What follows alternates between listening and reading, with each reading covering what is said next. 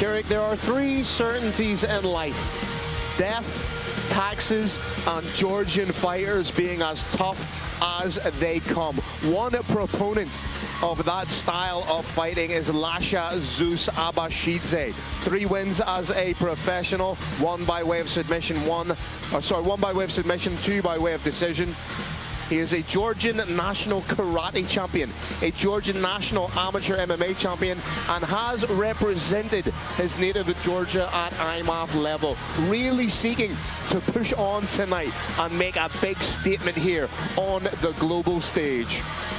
Phil, Lasha Abashidze is not the greatest wrestler I've ever seen come out of Georgia. He's not the greatest striker, but his aggression is off the hook. He fights like a honey badger. He just goes after his opponent again and again and again. Does not care if he takes some shots. He is aggression personified. You can see his credentials there, as we stated: Georgian national karateka, Georgian national amateur MMA champion, and has represented Georgia at IMAF level. But those are mostly amateur accolades. He's still wanting to really make a stamp upon the professional mixed martial arts game. And there just seems to be, you know, we see trends in mixed martial arts. Things happen in waves, and we're seeing the real rise to prominence of Georgia as a fighting nation. Yeah, if it has Adza, if it has Ishvili in the name, he will win. That is one of our sayings here at the broadcast booth for Brave Combat Federation. Georgia in the house. Carrick, if Lasha Abashidze is to get the statement-making win tonight here, how will he get it done? He's got to avoid naked takedowns. He's got to chain his takedown attempts rapidly, and then he's got to cause damage from top.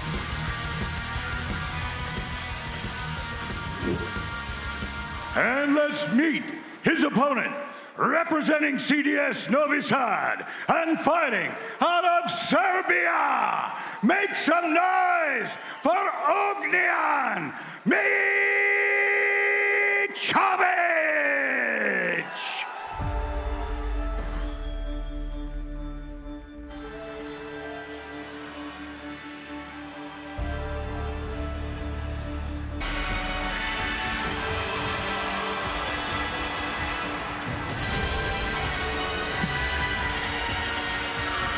Ognjen Mićović. Again, we talk about fighters and countries rising to prominence. What we've seen lately is CDS Novi Sad Serbia become one of the most prominent gyms in Brave Combat Federation. They are also home to the current undisputed Brave Combat Federation bantamweight champion of the world, Borislav Micovic, headed up by, and I don't say this lightly, a mixed martial arts mastermind in Nemanja Milosevic. Ognjen Mićović is coming in 1-0 as a pro. That debutant win when he defeated Andreas Christou via TKO in just 38 seconds. That's hardly enough time for us to even get a feel of what kind of fighter he is. So he's still a little bit of an unknown quantity. As an amateur, he was 38-0 in kickboxing and 22-3 in amateur mixed martial arts. Scored an absolutely sumptuous question mark kick KO in his penultimate amateur fight at the 2025 IMAF European Championships held in Belgrade, Serbia. A KO which won tournament best performance honors. We got a 10P grappler in the house with international experience, but really what blew me away, Phil, was his highlight reel kick attempts and his highlight reel kick finishes. He is going to throw everything at his opponent, including, if it's at hand, the kitchen sink. He just moved the cameraman out of the way so he could stare down his opponent. If he has to get it done, how will happen? Circle on the outside, getting reads, land highlight reel strikes, and take it to the ground if necessary. All right, Brave Nation, this next bout is 3 5-minute rounds in the super welterweight division. Introducing your first warrior, fighting Fighting out of the blue corner, this man's a mixed martial artist making his professional debut. He stands 180 centimeters tall and weighs a ready 79.3 kilograms. Representing Batumi Fight Academy and fighting out of Georgia, give it up for Lasha Abashidze! And his opponent, fighting out of the red corner, this man's a mixed martial artist with a professional record of 1 win and no losses. He stands 178 centimeters tall and weighs a ready 79.3 kilograms. Representing CDS Novi Sad and fighting out of Serbia, give it up for Ognjen Mićović! Your referee, Boris Banjo. Thanks to AMD Mosta for their sponsorship of this event. Lasha Abashidze in blue and Ognjen Mićović in red. Tail of the tape, both men are 22 years of age. Height advantage for Ognjen Mićović, which translates into a reach advantage. I cannot wait for this fight. Both fighters have not taken their eyes off one another. Here we go. Oh, the Georgian fighter straight into the clinch. Did he fake the glove touch? If he did, that's rascal behavior. Rascal behavior, but boy, this is aggression. We promised it for you, Brave Nation. It is delivering. Look how calm Ognjen is. Super calm. Ognjen looking around like you're looking over the ledge of a building a little bit. Looking to see what's what, where those feet are, where he should dig in order to reverse. 50-50 position right now. Whereas Zeus is all aggression. There he goes. Nice little elbow landed from Ognjen. Zeus let that head get out of position momentarily, like really momentarily, Phil. It was a split second. Ognjen was waiting for it. Pop, dropped that little elbow down. Properly applied, that elbow can cause a knockout. Underhook being established here. Again, head was just an inch and a half out of position.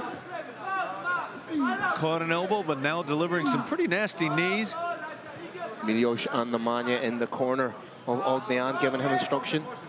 And I like that it's... Ognjen's got a frame now. He's got an overhook and a frame. That is enough to get off the fence.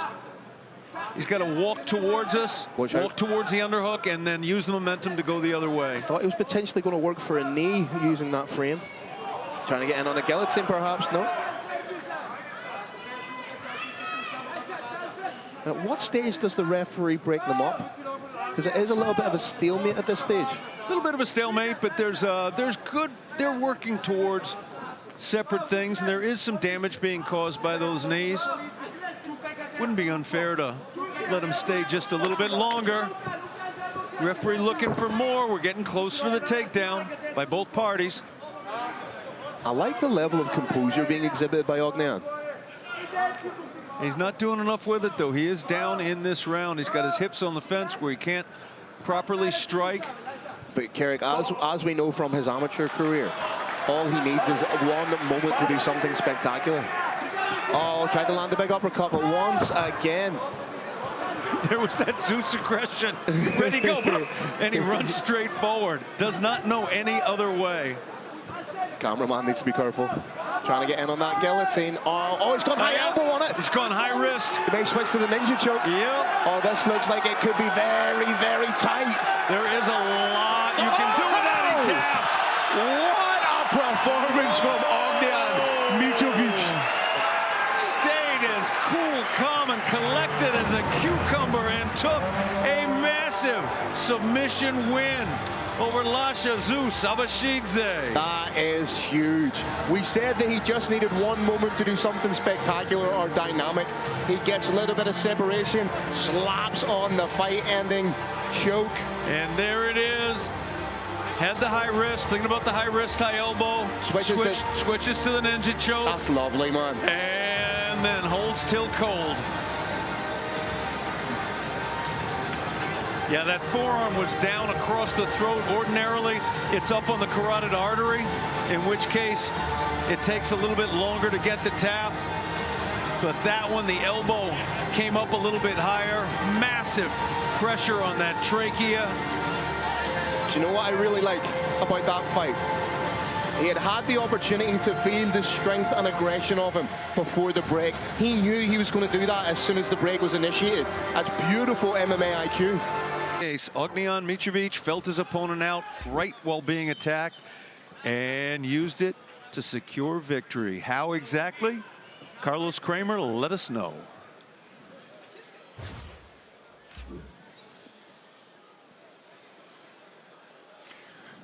All right, Brave Nation, this battle comes to an exciting end at 3 minutes and 41 seconds of the first round. Your winner by guillotine from Serbia, Ognjen Mićović. There you have it, a big win for Ognjen Mićović. And again, I don't think